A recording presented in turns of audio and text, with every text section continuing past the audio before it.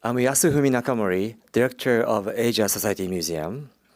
Welcome to Asia Society tonight. Thank you so much for joining us for the Waṉambi Distinguished Lecture by Dr. Megan Davis, who is a renowned constitutional lawyer and public law expert focusing on the human rights of First Nation peoples. I'd like to start with our land acknowledgement. So Asia Society is located in Lenape, Hokkien, homeland of the Lenape diaspora, and historically a gathering and trading place for many diverse native peoples who continue to live and work on this island.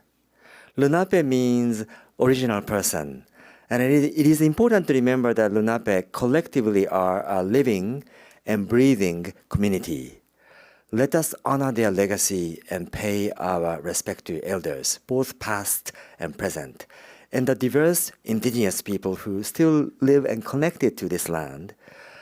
We respectfully acknowledge and honor all indigenous communities, past, present, and future, for their ongoing and fundamental relationships to this region. Last night, we opened the groundbreaking exhibition, Maḍayin, 8 decades of Aboriginal Australian bark painting from Yirrkala, with a Yonu artist present. The exhibition was curated by the late W. Waṉambi and other Yonu knowledge holders. We are really privileged to present this exhibition and share the knowledge with our diverse audience here in New York City. So this is actually continuations of this very important, ambitious project, really put together by Uluru Aboriginal Art Collections of the University of Virginia in partnership with the Buku Lorange Mulka Center in Australia. It has been a wonderful partnership. There's so much learning for us, for me personally. And I have to say, this exhibition, if you have not seen it, you have to see it. It is the first museum exhibition solely dedicated to Aboriginal Australian art in New York in 2 decades, believe it or not. However, at the Asia Society Museum, we have a more than 50 year of history of operating museum here. This is the 3rd exhibition of Australian Aboriginal art. The first show, 1988 show, it's called Dreamings, Art of Aboriginal Australia. That was one of the first exhibition in America looked at Aboriginal art from Australia, as a curatorial scholarly subject. So it's nice to have that connection, and I can't be happier, to work with colleagues from Virginia and also Australia to, maintain this exhibition moving forward, and also doing lots of interesting programs. So, again, this exhibition was curated by Yonu people. That's the major distinction. We go to the knowledge holders and artists, who knows the best of these materials. So, with this spirit, I wanted to actually invite Dhukumul Wanambi and also Henry Skerritt to actually start this program. Thank you.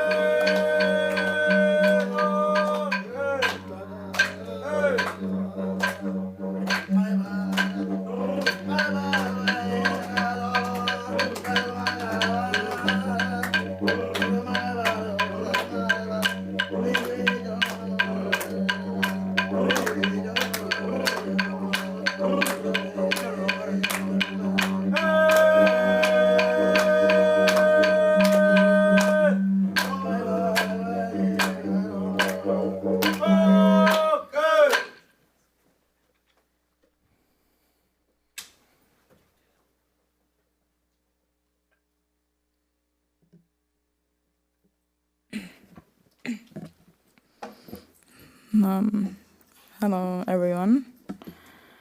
My name is Dhukumul and I am the youngest daughter of Mr. Wanambi.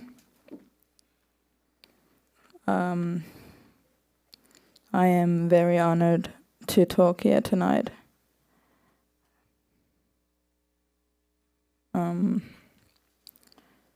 My father was a true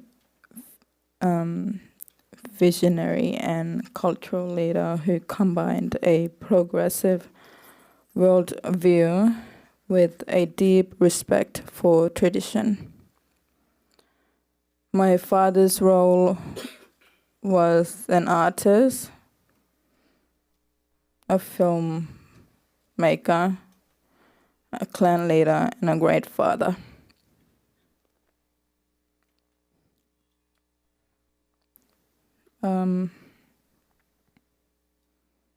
My father's lecture in Freyland University was to share knowledge of the Yolngu culture to the Palanda people, which is the non-Indigenous people. He wanted the non-Indigenous people to know who the Yolngu people from Annam land were and the culture we have.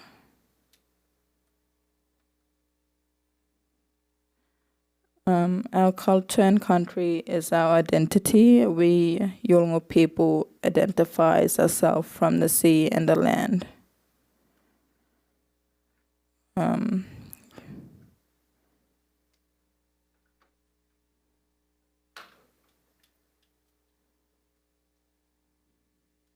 Yolngu culture is so ancient and is still controlled to this day. My father loved seeing how non-Indigenous people get so interested on knowing our culture. And that is why he kept teaching so that the non-Indigenous world can know who the Yolngu people are and why our culture is very important to us. Today I am following my father's footstep, and I will still be using his name because I know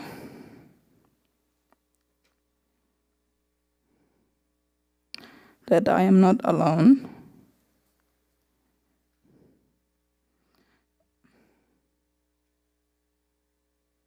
And my father's spirit is still alive, guiding me to the next pathway.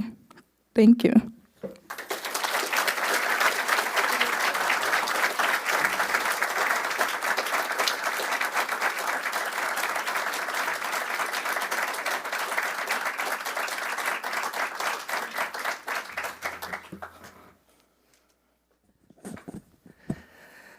Thank you, Dhukumul. That was absolutely amazing and a very hard act to follow.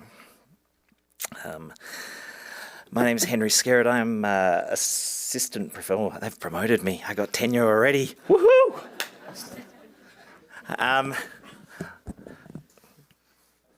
It's a proud day for me. This is such a special night to be here. Such a special week. And last night, I think we witnessed something truly extraordinary as the 9 Yolngu leaders and artists here were welcomed onto Lenape country. And I think that we saw something that reminded us that we are on the traditional lands of the Lenape people, but there are Indigenous peoples around the world who are bringing the power and strength of their culture to share with all of us. And that was something that was very dear to Mr. Wanambi, who is somebody that I consider a great mentor and friend. This lecture series is designed to bring leading First Nations thinkers from Australia to the United States to continue that dialogue. So today, I am very proud to introduce a true powerhouse in her field. Scientia Professor Megan Davis is Pro-Vice Chancellor Society at the University of New South Wales in Sydney and holds the Bal Naves Chair in Constitutional Law and is the Director of the Indigenous Law Centre at the University of New South Wales. In 2024-25, she will be the Gough Whitlam Malcolm Fraser Harvard Chair in Australian Studies and a visiting professor at Harvard Law School. And she actually takes over that position from Professor Brenda Croft, who I think is also here.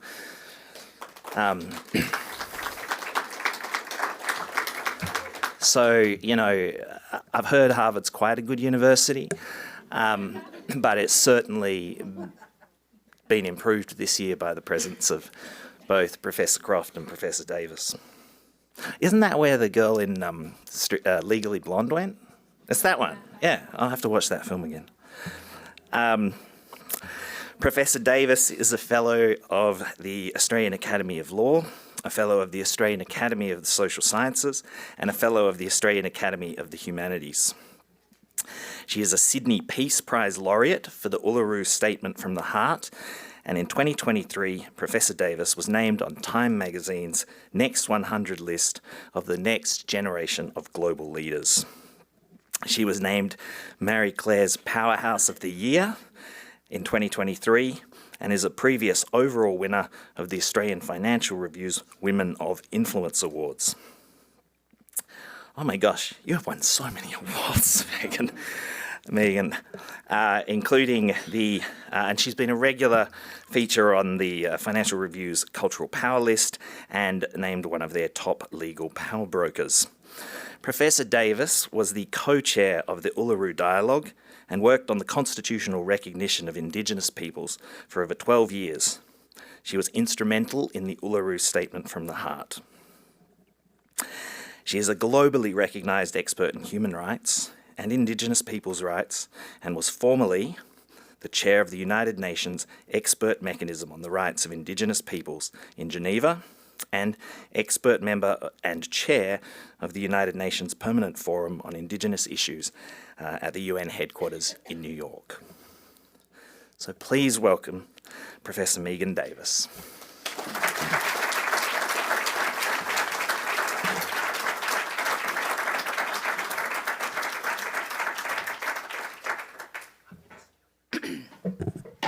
He forgot to mention that I'm a commissioner on the Australian Rugby League Commission, which is my most important role if you're from the East Coast. Go Queensland. There's a few Queenslanders in the room. Distinguished guests, ladies and gentlemen, I wanted to begin by acknowledging country. I'd also like to pay my respects to any Aboriginal and Torres Strait Islander brothers and sisters in attendance tonight, and especially our extraordinary Yolngu delegation. It was such a privilege to watch you last night and to see this extraordinary exhibition, and that delegation led by Jambawa Marawili. Thank you for being here. I was extremely honoured to be invited to give the Waṉambi Distinguished Lecture, named in honour of such an iconic artist. As everybody knows, Mr. Wanambi passed away just 2 months before tonight's exhibition originally opened, but now it is here for all of us to see. I was here yesterday for the ceremony, and it was such a beautiful and compelling opening.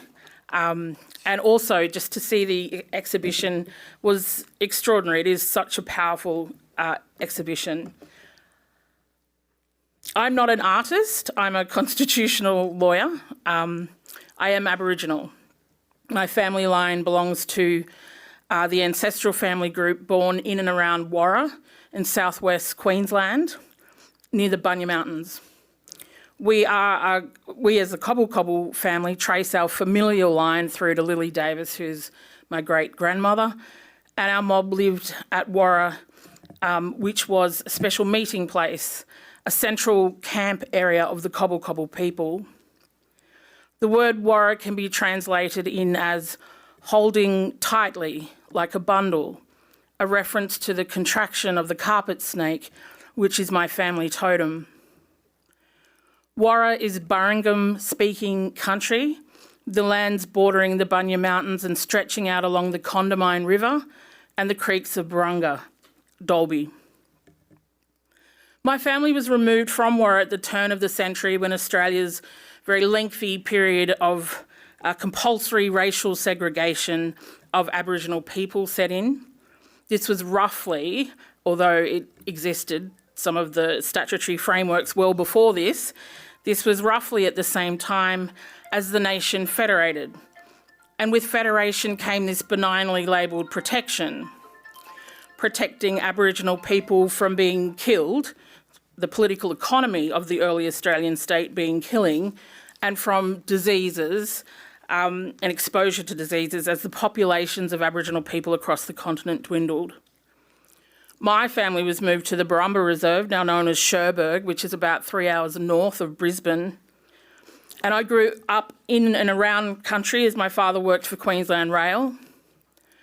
Our freshwater grandfather settled and set up our family on the saltwater of the Butchulla, Hervey Bay. Grandfather and my great uncle Harry Davis bought land there at Hervey Bay at Yirrkala to raise their families upon and effectively escape the restrictions of the draconian Queensland Protection Act, the compulsory racial segregation legislation I referred to, which had split many parts of our extended family. This quote from a historian of the Cherbourg Reserve is an apt one to begin the lecture, I believe. It comes from a book by historian Tom Blake, who wrote Dumping Ground, a history of the Cherbourg settlement in Queensland. In the early months of 1901, as white Australians were undergoing their rite of passage into nationhood, another group of Australians were also participating in a rite of passage, but of a very different kind. In the Burnett district of southeast Queensland, remnants of the Waka Waka tribe were being rounded up and dumped on a reserve on the banks of Burumba Creek. From camps on the fringes of towns and station properties, they had been forced onto an Aboriginal settlement established ostensibly for their care and protection. For the Waka Waka, their rite of passage was not into nationhood or independence, but into institutionalisation and domination. These two rituals were diametrically opposed. I begin with that quote because that journey into nationhood for Australia that led to the constitutional text that came into being in 1901 expressly excluded First Nations peoples from recognition in that text. In fact, it expressly excluded First Nations people from the constitutional order. In 2023, we had a constitutional recognition referendum where a majority of Australians endorsed that exclusion and non-recognition 122 years later.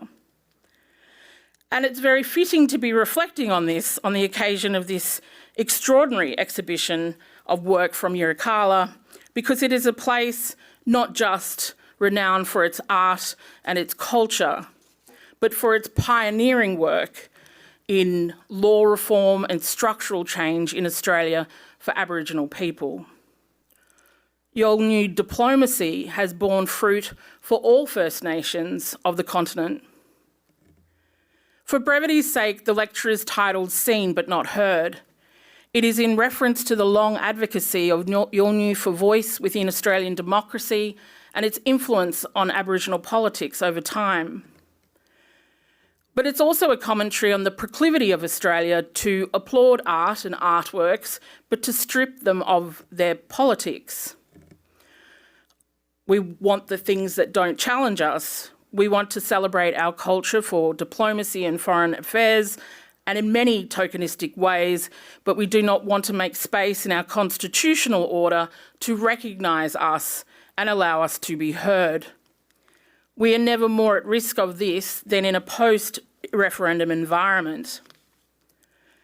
It's important to note from the outset, because this is always my beginning point post-referendum, that our people voted yes. A majority of our people voted yes.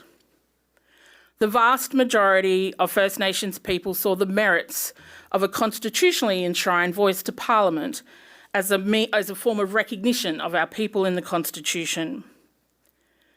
There were a few that didn't support it because it didn't veto the Australian Parliament and by default the Australian people, or because people felt it might cede Aboriginal sovereignty, but they were in a very small minority of our people, even though their voices were loud.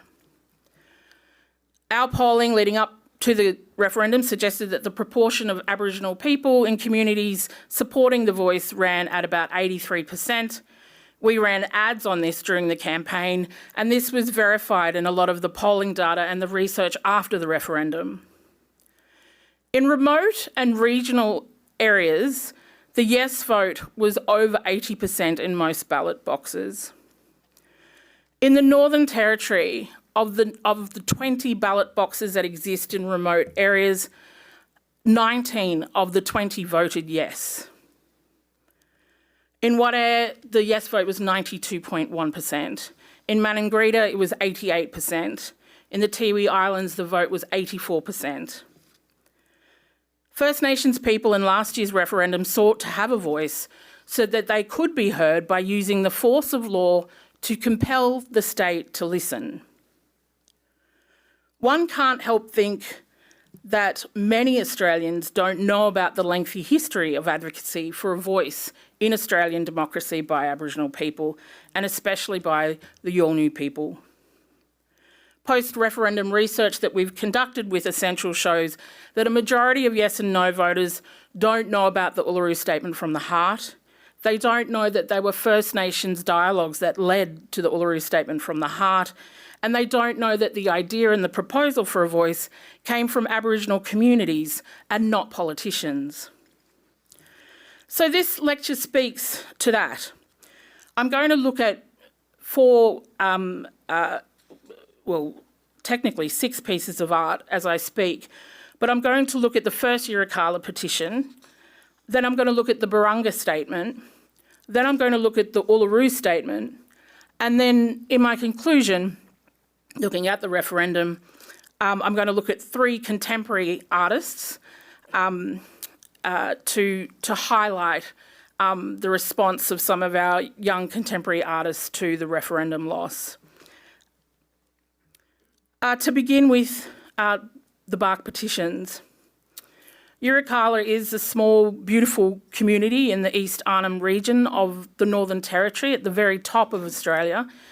And I know my brothers and sisters may be very jet-lagged still. It's a long way to come. I, like others here, have attended Garma since about 2011, along with many other leaders and lawyers who attended Garma to discuss serious constitutional law matters, meaning the Australian Constitution and its amendment.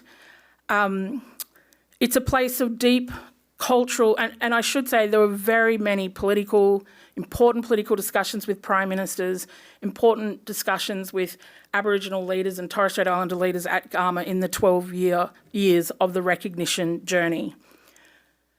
It's a place of deep cultural importance, of course, home to the Yolngu people, and the birthplace of many of our First Nations leaders and pioneers and artists. One of those leaders, Dr. Yunupingu, I worked with on constitutional recognition from 2011 to 2017 on the expert panel on the recognition of Aboriginal and Torres Strait Islander peoples in the Australian Constitution, and the Referendum Council that led to the issuing of the Uluru Statement from the Heart to the Australian people, and also on the referendum committees of 2022. Dr. Yunupingu, myself, and Noel Pearson were the only Aboriginal Australians to be appointed to all of the constitutional recognition bodies over those 12 years of constitutional recognition work in Australia. For a small town, Yirrkala has played an outsized role in the ongoing journey of First Nations people's rights, but in particular, the right to be listened to by the government of the day. This journey to be heard in our own country is a long and unfinished one that's bookmarked by and sometimes recorded on pieces of bark, like the ones gathered together in the collection. But they are not just bark. What sits behind these is law, is politics, and sometimes they are political petitions. And petitions have been a very common way that First Nations people have made political statements and delivered political demands. In a new book called Petitioning the Land, The Petitions of First Peoples of Early Modern British Columbia, Karen O'Brien writes that petitions stand apart from other primary colonial sources of information in that they contain the actual voices and narratives of First Nations petitioners. They form significant political, legal and historical documentation of First Peoples' resistance to colonial dominance and First Nations appeals and requests against land excise. First Australian bark petitions, heads of agreement and popular and legal landmark petitions, such as the Yirrkala petitions, she writes, are documents that register a range of strategic communication, negotiation, persuasion and intervention elicited by First Peoples in the pursuit of autonomy and legal justice. Indeed, the Yolngu have been pioneers of law reform in Australia, not just of land rights, but of the right to be heard. So Yirrkala may be first and foremost country belonging to the many clans of the Yolngu people, but it is the location of a very huge, valuable bauxite deposit. And it was coveted very early by mining companies formerly from as late as the 1950s. Without any consultation, legislation was passed that excised the land on which these deposits were located, with no regard for the lands, waters and sacred sites of the traditional owners, with no consultation. So very quickly and very secretly and very quietly, 140 square miles of Arnhem land was carved off before the Yolngu were even informed, much less consulted. Access to Aboriginal reserves was handed to the mining companies and licences were granted. And so in order to be heard, the Yolngu decided to petition the federal parliament.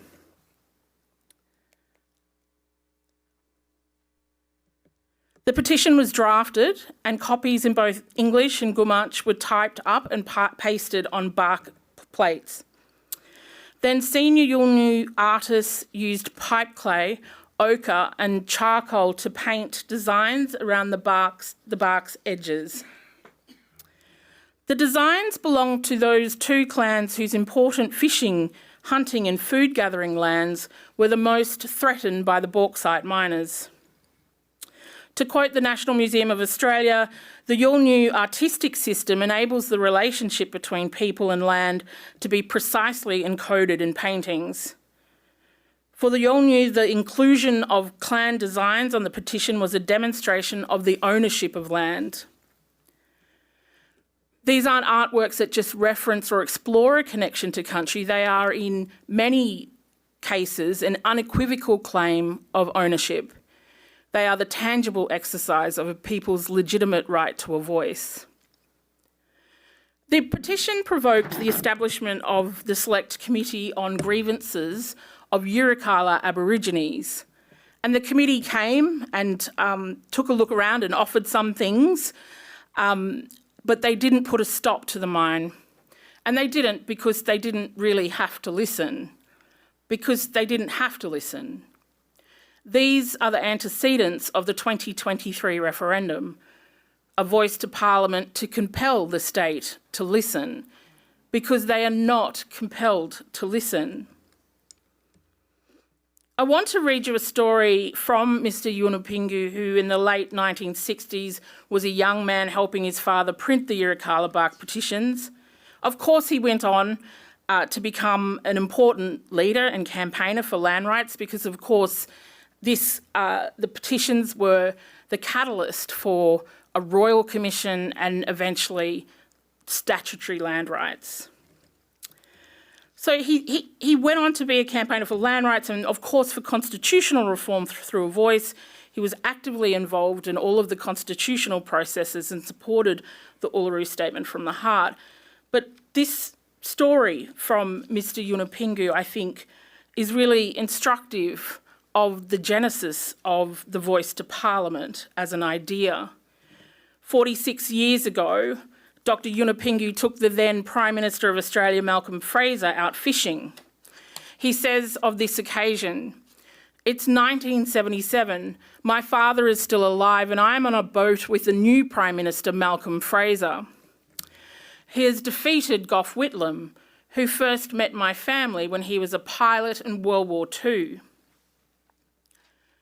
With me is Toby Gangal, a senior Mirarr traditional owner, steering us to a place where barramundi swim.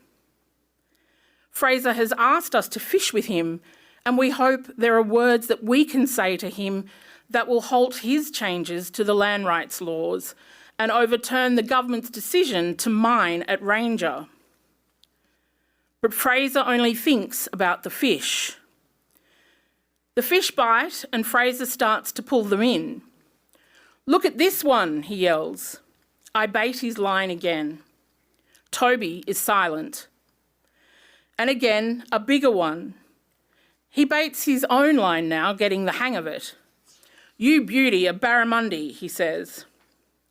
All the time I try and put words in his mind about the importance of land, about the importance of respect, about giving things back in a proper way, not a halfway. But he has his mind on other things. He's not listening. He doesn't have to. He just keeps catching barramundi, enjoying himself. The Prime Minister on country enjoying himself, visiting the culture, but he's so caught up in the excitement of what he can pull out of the place, he can't hear Mr. Yunupingu's voice. He doesn't listen because he doesn't have to. Yunupingu saw a few Prime Ministers come and go, and I'm not sure if he took them all fishing, but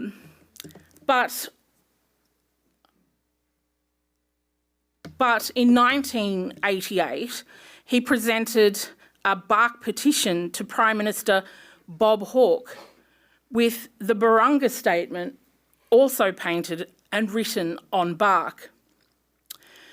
This work is another landmark in First Nations' journey to meaningful recognition, but again, of course, demonstrates the pioneering law reform and structural reform advocacy of the Yolngu people. It calls for the right to self-determination and self-management and to protection of sacred sites and artefacts, protection of our identity, our culture and our history. It asks for our voice to be heard in the halls of power. The left-hand side of the Barunga Statement was completed by Yolngu men with delicate cross-hatching lines distinctive to artists of this part of Australia, created using earth pigments and fine hair brushes. The right-hand side of the Barunga Statement was completed by Aranda and Warlpiri men from Central Australia. Dot-style painting is one of the major forms of expression for artists from this region. The Central Australian style and the North-Eastern Arnhem Land painting style show how Aboriginal people of different countries speaking different languages can unite in the same struggle, an antecedent to the Uluru Statement from the Heart. Bear in mind that the Aboriginal advocacy for participation in Australian democracy began in the pre-Federation colonial parliamentary period in the early 1800s, a long time before advocacy for treaty. And the notion that the prior 60,000 years of self-government might merit a say in how things are done on Aboriginal country going forward is still dawning very slowly over our country today. Prime Minister Hawke, who signed the Barunga Statement, promised he would pursue a treaty with Indigenous Australians by 1990. Not long after that, though, Mr Hawke was ousted as Prime Minister by someone else in his party, which is also a favourite political pastime of ours in Australia. But one of his last acts as a leader was to place the Barunga Statement on permanent exhibition at Parliament House, where it has hung behind glass for 33 years. Bob Hawke wept on his departure that he could not achieve this. The bark is part of the tree is part of the land is part of the people, and the people are part of a story unbroken for well over 65,000 years. If only Australians would have the will to hear it. And it does not mean manifesting this recognition through art. It means understanding art as a way of explaining why the voice is needed. Being First Nations and a lawyer, I've studied the role of bark petitions and artworks as legal documents. And of course, the Yolngu have pioneered in this space in our formal judicial system. In 1997, up in the same part of Australia, Marapa clan leader Jamboa Marawili, who leads the delegation here in New York, found an illegal fishing camp hidden in the mangroves on sacred land in Blue Mud Bay, northeast Arnhem Land.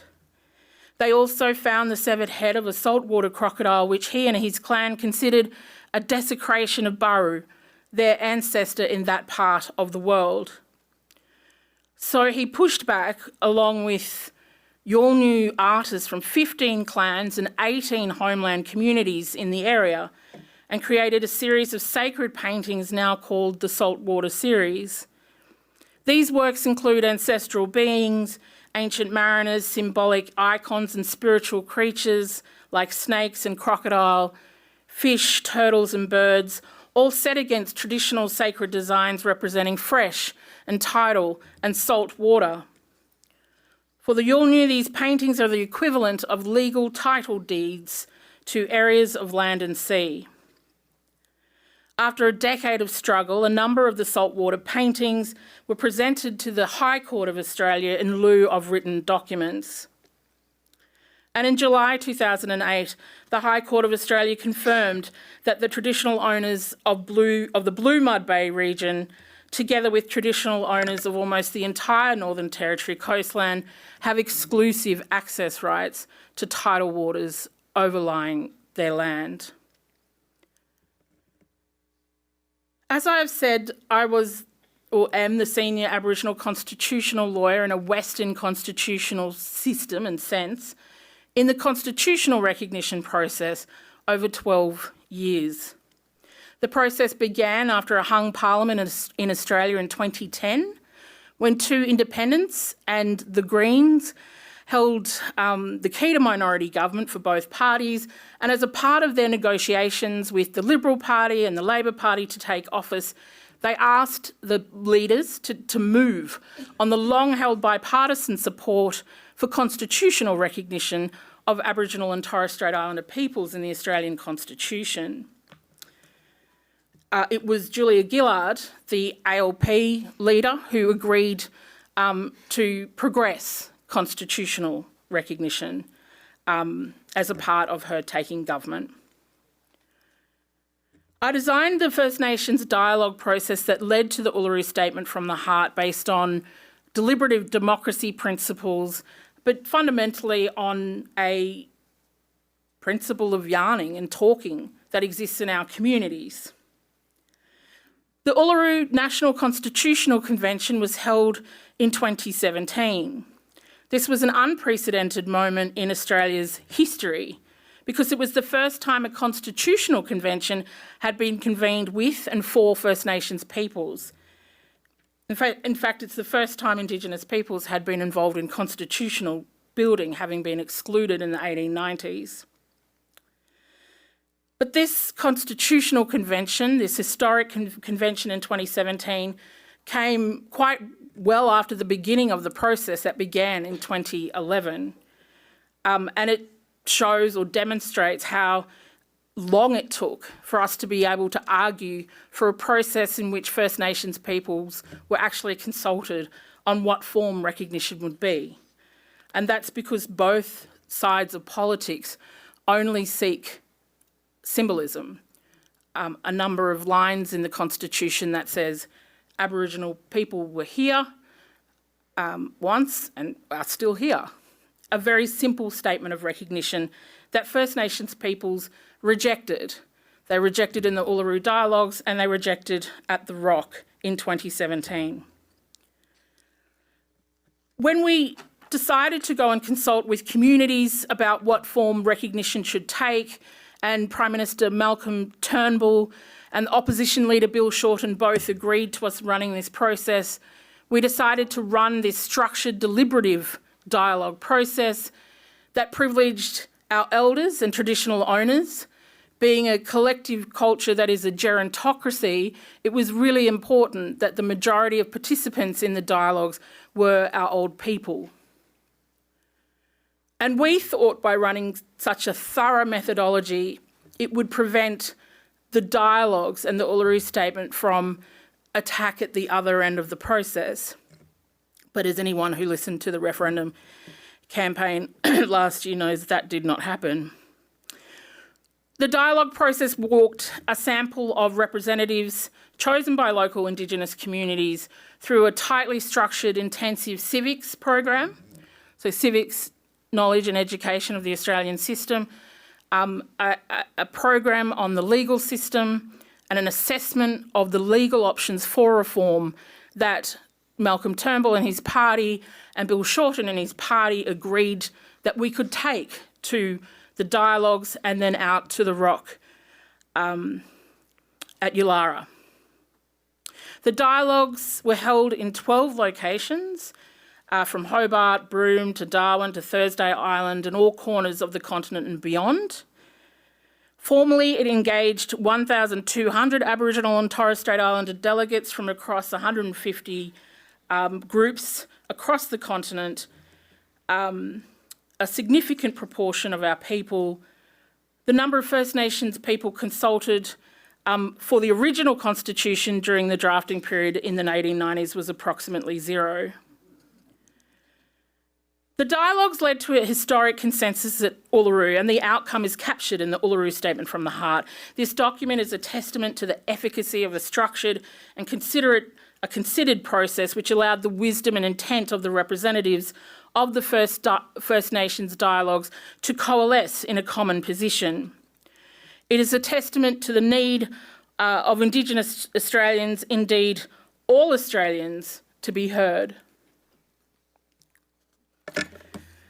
The painting around the edge tells two Yirrkala creation stories of the traditional owners of Uluru, the Ananu people.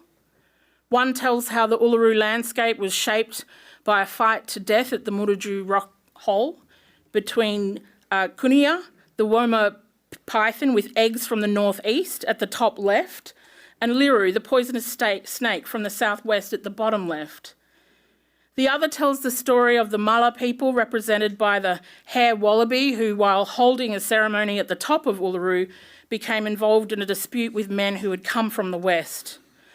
The men left and create Kurpani, the devil dingo, represented by the dog footprints. Within these stories and the signatures of over 250 delegates who attended the convention, within these stories are the signatures of over 250 delegates who attended the convention and reached consensus. There in the centre, where the power resides, is the statement itself. Claire Wright, in her new book on the Yirrkala bark petitions, called How the People of Yirrkala Changed the Course of Australian Democracy, she says, in the tradition of the Yirrkala bark petitions, the Uluru Statement from the Heart was rendered as an artwork. Like the bark petitions, the prose is centred on the inside of a 1.6 metre by 1.8 metre canvas. The statement is unilingual, written in English on the artwork, but later translated into 20 Aboriginal languages and 60 other languages. Framing the statement are the signatures of each of the consenting delegates, and surrounding the signatures is a brilliant kaleidoscope of colour, a patchwork of orange, purple and yellow, dots of black and white, created by artists from the local Murujulu Art Centre, Renee Kulicha, Christine Brumby, Charmaine Kulicha and Happy Reid. The painting tells two creation stories of the local Ananu people. Claire Wright goes on to say, or talk about the path of discourse and debate that led to Uluru. Our old people, they turned up to the meetings with energy, and they brought the cultural protocols of the allegories and the leadership, and they led with the language of peace and friendship, eschewing the narrative that it was European Australians who were the primary agents of Australian civil rights activism. Our people have always been active participants in change and reform. The respectful invitation to walk together was an echo of the hand of diplomacy extended by the people of Yirrkala over half a century earlier. But Australia, it seems, was still not ready to talk. The Uluru Statement calls for substantive constitutional change and structural reform to empower Indigenous peoples and give a rightful place in our own country. It asks for a Makarrata Commission to supervise agreement making between governments and First Nations and truth-telling about history. And it calls for the establishment of a First Nations voice enshrined in the Australian Constitution. This statement was offered to the Australian people, not to the Australian politicians. It was an offer to engage in a conversation, to have a voice, to have agency. It was regarded as an olive branch, a message of peace and love and belonging to the Australian people that dared to imagine an Australia where we could all belong, in and to country. The legal principle was very simple. Governments and bureaucrats don't listen if they don't have to. The proposal would compel the state to have us at the table on laws and policies that impact our lives. 60 years on since the Yirrkala bark petitions were taken to the House of Reps, just last year Australia went to a referendum on this problem of not being heard. We sought meaningful recognition in the Constitution because constitutions are important. Constitutions provide the material conditions for a dignified human life. They're an effective tool in ensuring that citizens flourish. There's no better example of that than the Australian population, or at least most of the Australian population, who do flourish. The only people excluded from that constitutional order were First Nations people.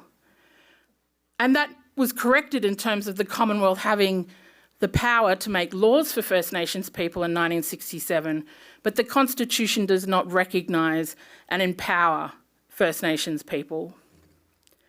The message from Uluru was clear. People aren't okay with just symbolic tokenism. They want meaningful change in the text of the Australian Constitution. Constitutions are not immovable, they're designed to evolve and improve, and so is ours. They do offer protection in a system with a history of giving and then taking away. It was a hard-fought campaign in the lead up to that referendum, characterised by misinformation, fear of change, deliberately divisive political rhetoric, and a little bit of racism. Actually, racism. It saw the central message of the Uluru Statement obscured, exaggerated and misrepresented as some unlikely power to veto Parliament. My favourite statement was a week before the referendum at the press club, where someone announced that the Uluru Statement was a declaration of war on the Australian people. And so, as it often happens, the entire campaign, which is for many First Nations people a life or death struggle, it turned into a political football. The normal grubby tactic of fear-mongering, which sadly we share with you here in the US, it had a distinctly Trumpian tone to it, raised its ugly head, and ultimately our olive branch, which people had very earnestly worked on for a very long time, was branded as a weapon and a tool for division. And at the end of the count, Australians said no to the voice and endorsed the decision of the drafters of the 1890s to exclude First Nations people from the Australian Constitution. The voice to Parliament has been rejected. We lost, and Australia lost, an opportunity to enrich our democracy and move towards what the Uluru statement says is a fuller expression of our nationhood. But only for now. As I said in my speech this year at NAIDOC at the University of Queensland, the path to meaningful constitutional recognition has been a long one. And now the road has gotten a little longer, but we will continue. We will continue. We turn every no into a yes. The dialogues taught us a lifelong lesson about the power of listening to our communities, to one another, to voices that speak to us from across the decades and further back, and the ones that speak to us in the collection here in this building. I wanted to end on 3 contemporary pieces. I think Brenda made a really lovely point yesterday about the importance also of showcasing contemporary art in Australia, and I think that this is a neat kind of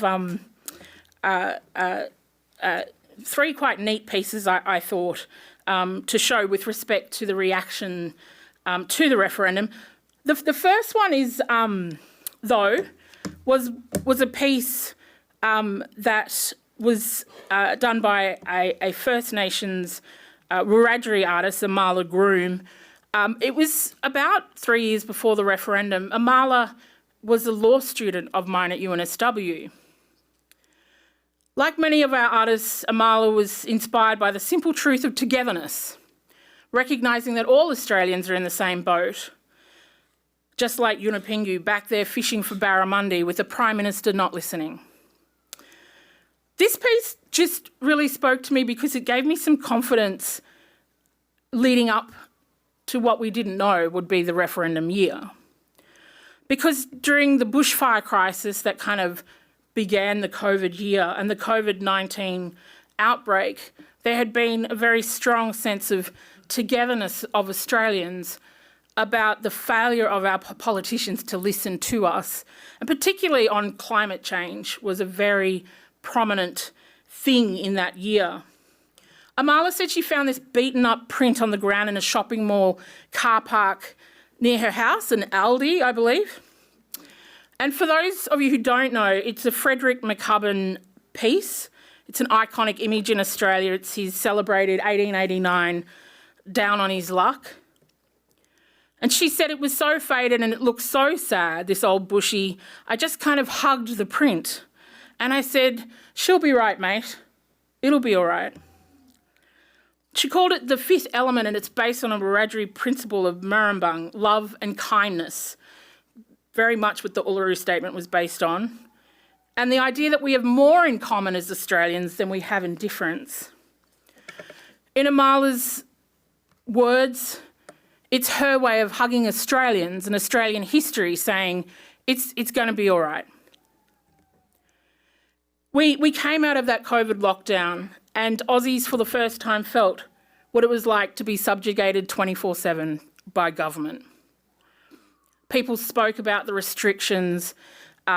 Most people were okay with it, but a lot of Australians by the end of it had enough of what they felt was too much government involvement in their lives. And many of us were like, welcome to Aboriginal Australia. But also, as I said, with the bushfires that were prior to the lockdown, Australians united around an understanding of what it is to work together when the people who are meant to protect you don't.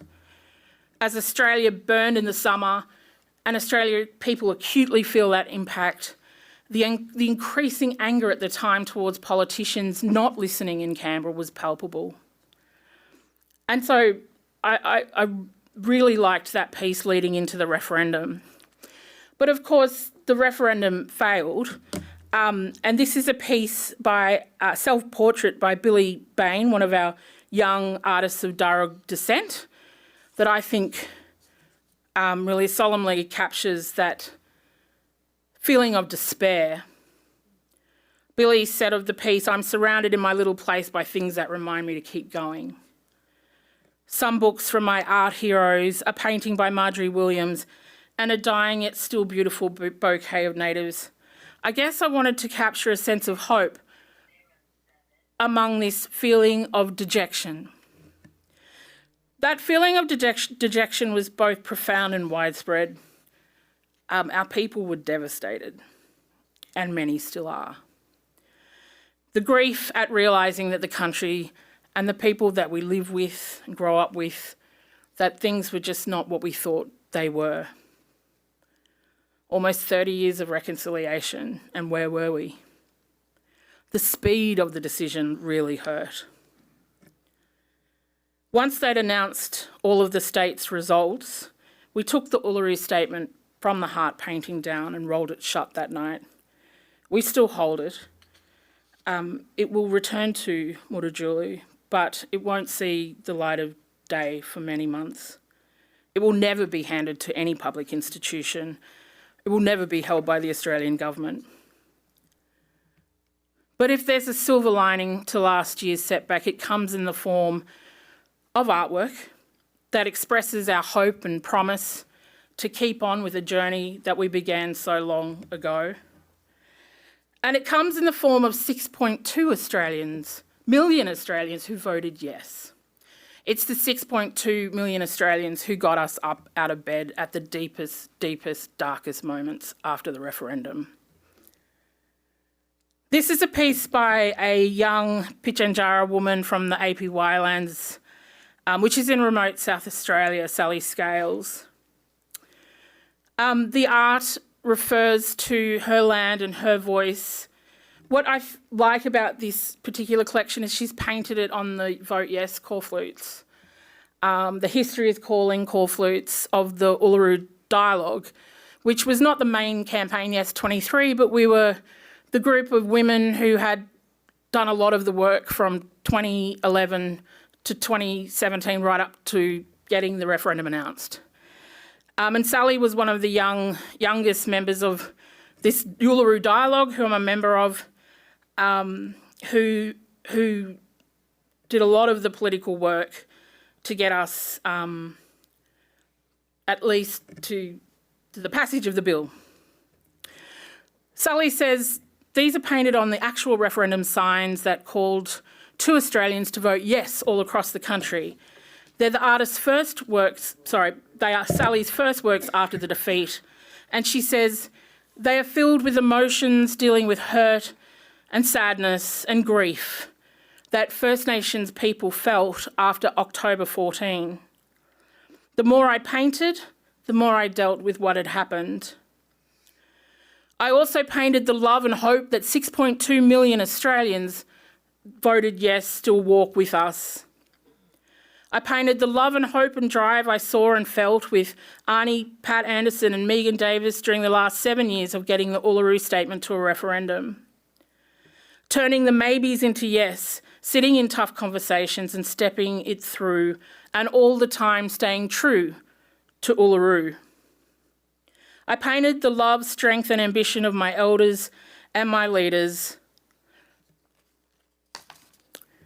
These works on the Vote Yes call flutes are a love letter to everyone that stood with us last year. So thank you. Sally's talent for optimism and hope to create work that includes rather than divides, that honours belonging and togetherness. This is what speaks to me from this work. A sense of hope amongst the feeling of dejection and grief, a road forward despite the setback and the pitfalls, a celebration of togetherness, of the connection to country and to each other. And this is what I want this collection to say to you. They're hanging on the wall, but these works aren't silent. Just like the Uluru statement from the heart is not silent. We'll never hand it to the politicians to put behind glass until its voice has been heard and its promise fulfilled. And I want to end by reading the Uluru statement from the heart. It's the first time I've read it since the referendum, so I hope I don't cry. But we have come together and we intend to continue to seek constitutional recognition by working with our new brothers and sisters, our new friends, the 6.2 Australians, the friends that we never knew we had prior to the referendum. We gathered at the 2017 National Constitutional Convention, coming from all points of the southern sky make this statement from the heart. Our Aboriginal and Torres Strait Islander tribes were the first sovereign nations of the Australian continent and its adjacent islands, and possessed it under our own laws and customs. This our ancestors did, according to the reckoning of our culture from the creation, according to the common law from time immemorial, and according to science more than 60,000 years ago. This sovereignty is a spiritual notion, the ancestral tie between the land, or Mother Nature, and the Aboriginal and Torres Strait Islander peoples who were born therefrom, remain attached thereto, and must one day return thither to be united with our ancestors. This link is the basis of the ownership of the soil, or better, of sovereignty. It has never been ceded or extinguished, and coexists with the sovereignty of the Crown. How could it be otherwise, that peoples possessed a land for 60 millennia and this sacred link disappears from world history in merely the last 200 years? With substantive constitutional change and structural reform, we believe this ancient sovereignty can shine through as a fuller expression of Australia's nationhood.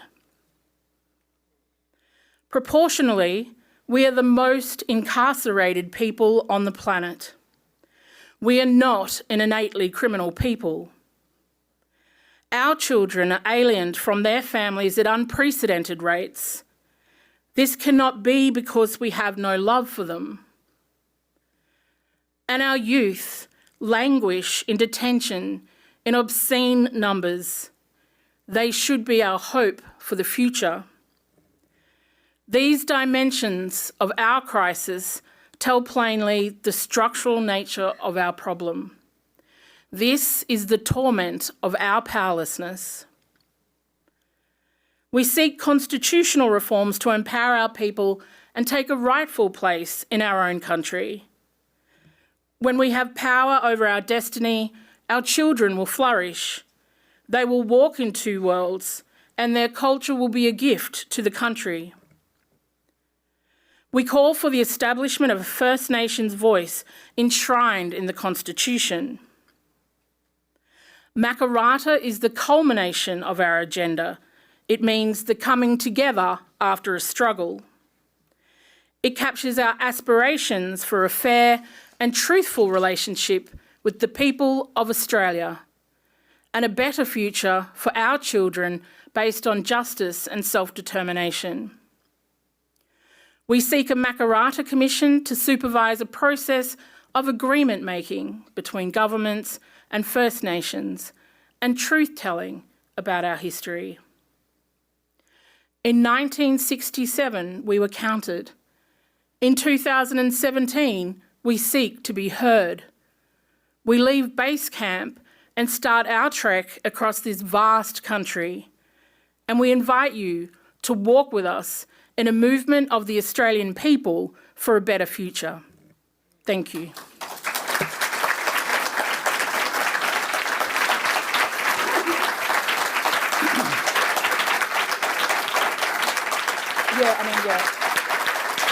Can I come down? So we have Thank you. we have a little time for Q&A. Thank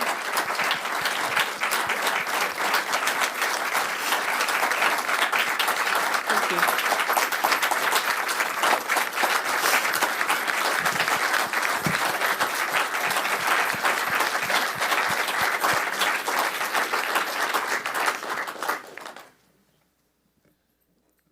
Thank you so much. That was, I think, as you can tell, so deeply moving.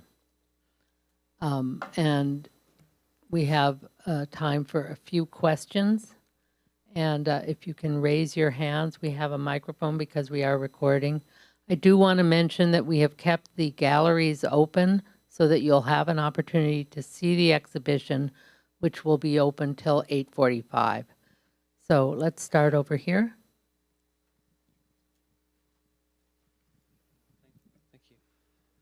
So my question is something you mentioned, relating to something you mentioned at the beginning, that I've read a lot, I've read some things that were similar, and you were talking about how a mining company wanted to like get land without any consultation, and it just makes me think of the fact that mining companies in particular seem to have a very bad track record with this sort of thing, and also just human rights in general. And I guess my question is, like, do you think there's anything we can do about that? And why do you think it is that that might be?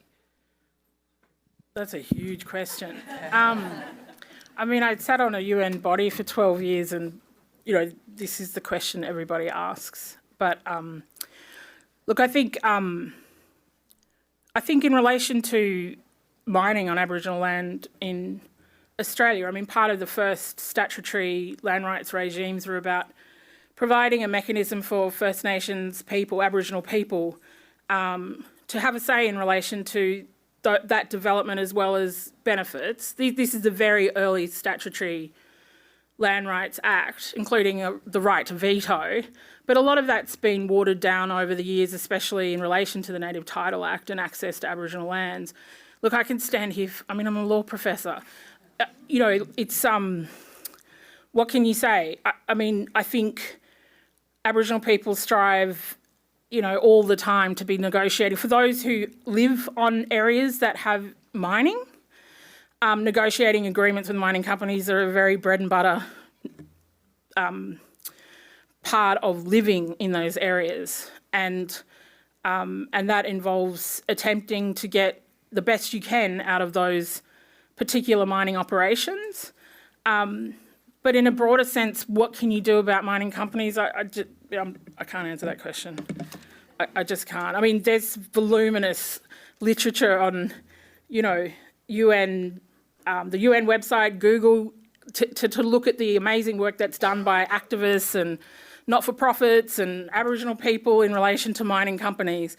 And so it's, there's a lot of law made in relation to that. There's the right to free, prior and informed consent, which is in the UN Declaration on the Rights of Indigenous Peoples, as well as other UN agreements, as well as, you know, domestic jurisdictions who have particular rights for Indigenous peoples and others in relation to working with mining companies. I mean, it's such a broad question. I just couldn't possibly do justice to it unless you give me 2 hours to give you a lecture on Aboriginal statutory land rights and native title. Another question. So we're there in the back. Hi, Professor. Thank you so much for your incredible lecture tonight. Acknowledging the deep grief within our country from the referendum, do you have a sense of the next political step or the next step of this movement, even though it's only almost 1 year on? What is your feeling? Well, it's not 1 year on. I mean, you know, it's Yeah. 13, 14 years of the most recent iteration for recognition. And our people have been calling for some form of recognition in the Australian Constitution for a very long time. Politics turns on a dime, right? You just got to be ready when it happens. That's the work. And so in the meantime, while we watch very close politics in Australia, because it'll be an interesting next election, we're busy working with our 6.2 million friends. I think that's a really important point, because prior to the referendum, we didn't really understand, even from the work of reconciliation, which is a kind of amorphous, discursive thing. We didn't really know how many Australians understood Aboriginal culture, understood the history of Aboriginal activism or advocacy for change and rights and reform. And 6.2 is a pretty good basis to build from. Amazing. Is there another question?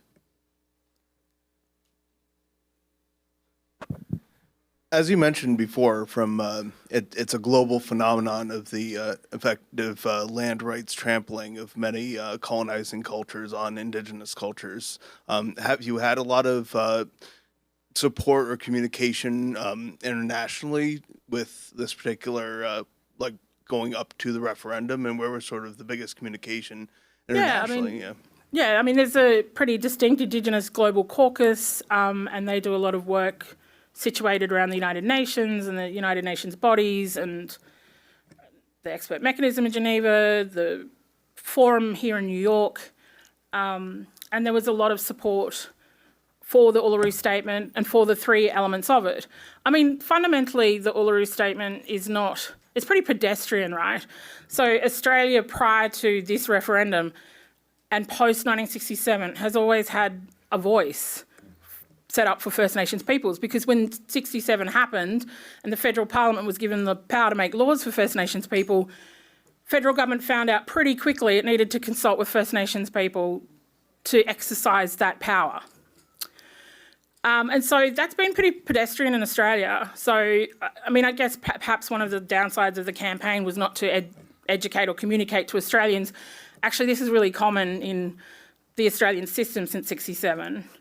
The one problem and the issue for it wanting to be constitutionalised was that the previous statutory mechanism, the Aboriginal and Torres Strait Islander Commission, was kind of abolished overnight, and that led to significant harm in communities, including the degradation of bush infrastructure in particular around regional and remote areas, and